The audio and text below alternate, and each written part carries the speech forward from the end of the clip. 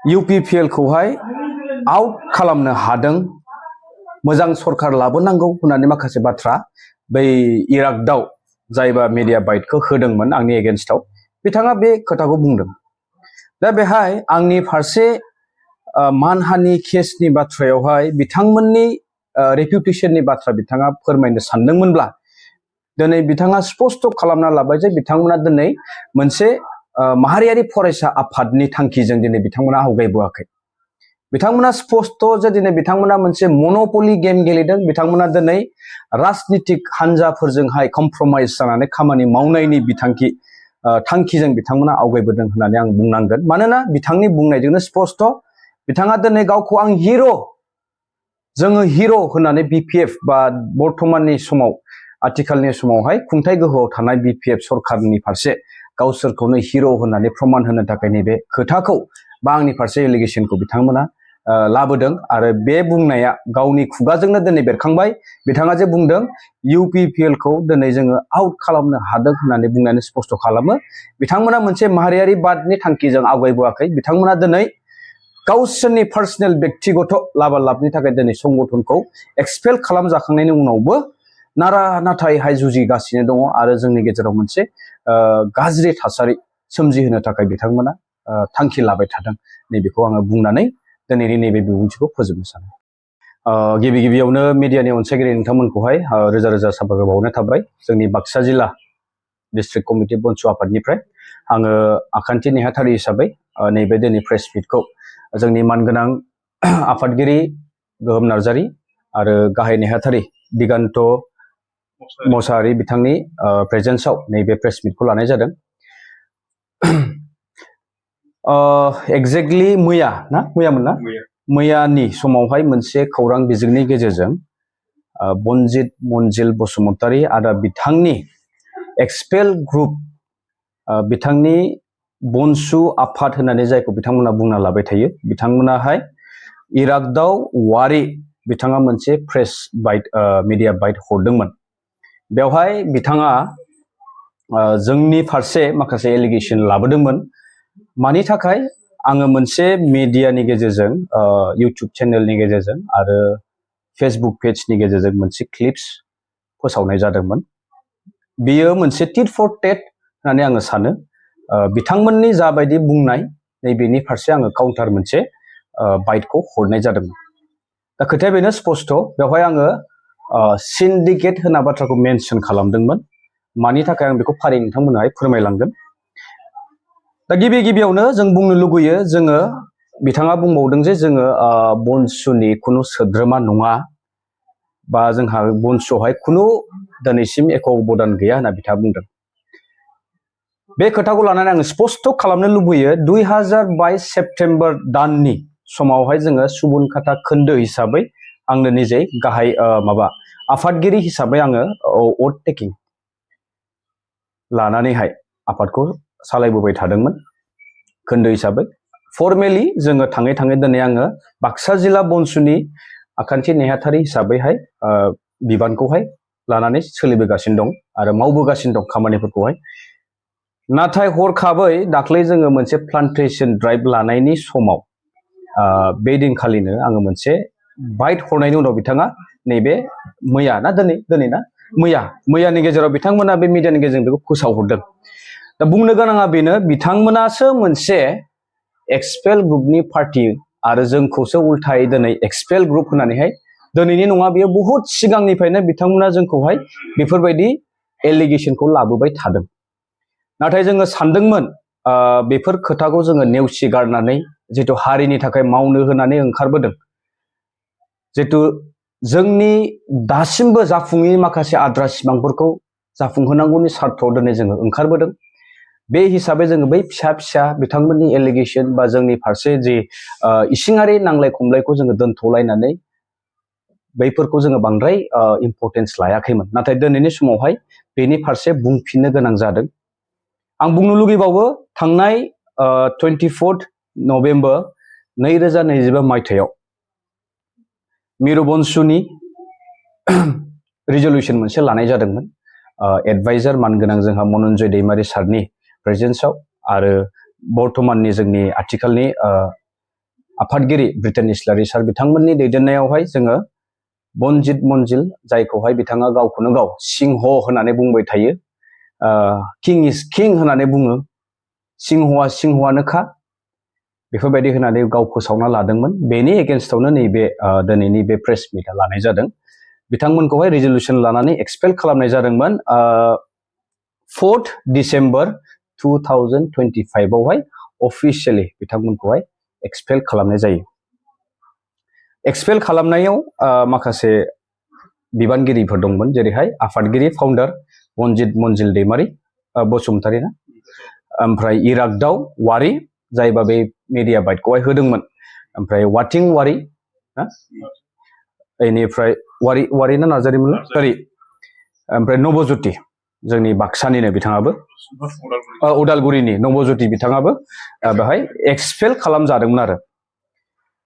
दा बिथांमोननि फारसे आङो बेफोरबायदि मिडियायावहाय ससियेल मिडियायावहाय पस्ट होनांगौ जाहोनानो जाहैबाय बिथांमोननि अयथासार जे जोंनि फारसे एलिगेसननि उनाव एलिगेसन लाबोबाय थानाय, बारम्बार एलिगेसन लाबोबाय थानाय, जोंनि समाजाव जोंनि रायजोफोरनि गेजेरावहाय मोनसे गुलाय गुजाय थासारिखौ सोमजिहोबाय थानायनि थाखाय आङो नैबे जिहेतु गोथां सैथो खोथाखौहाय सोराङाव लाबोना होदोंमोन, जायनि थाखाय बिथांमोना जोबोद दुखु मोनदों आरो मोननांगोनबो, मानोना बिथांमोना दिनै जोंखौ इनायै थगायबोबाय थादों।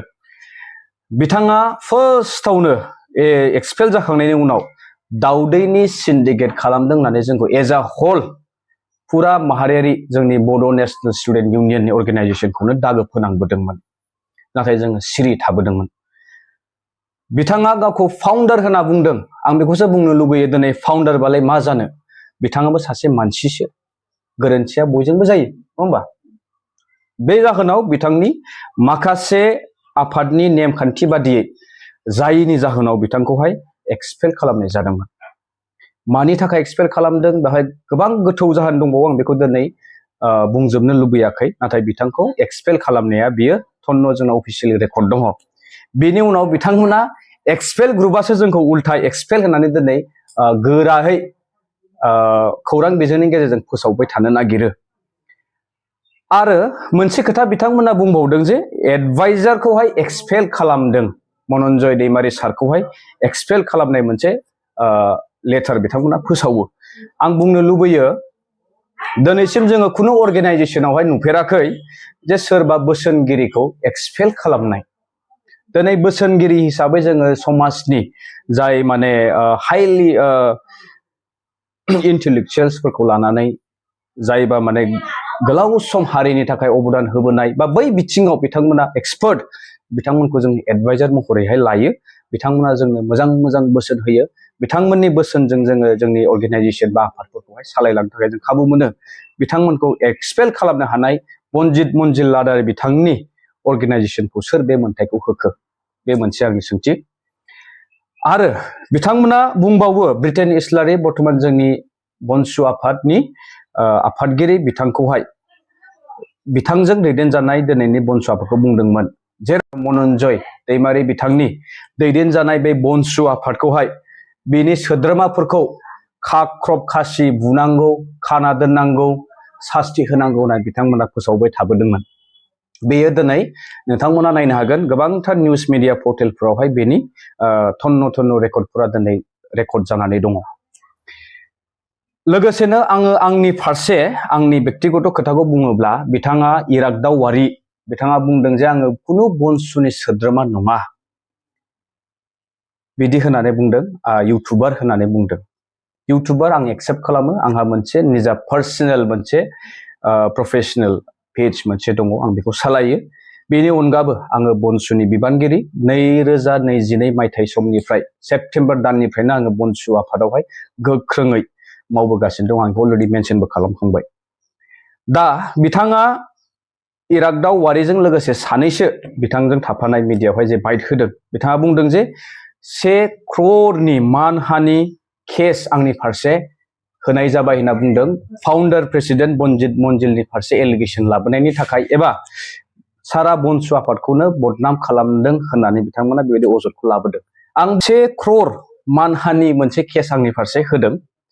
आं आसरित मोनदों दिनै बिथांमोना गावसोरसो आयेननि बिजिरगिरि बायदियै स्पेसिफिक मोनसे एमाउन्टखौ माबोरैहाय मिडियानि गेजेरजों फोसावनानै गावसोरसो आयेननि बिजिरगिरि बायदि आयेनखौ आखायाव लानानै बेफोरबायदि लिरनानै गावसोरखौ आं मा बुंदोंमोन बेनिख्रुइ बांसिन बिथांमोना दिनै आंनि फारसे गिदिर मानहानि मोनसे प्रभाब खोलैदों, जेरावनाखि बिथांमोना गावसोरखौनो आयेननि बिजिरगिरि बायदियै 1 कौटि रांनि जुरिमाना बा मानहानि केस होनाय जाबाय होननानै दिनै सारा ससियेल मिडियायाव फोसावनानै आंखौहाय पार्सनेलि बेक्तिगत आक्रमन खालामदों आरो जोबोद आघात बा दुखु मोनहोदों।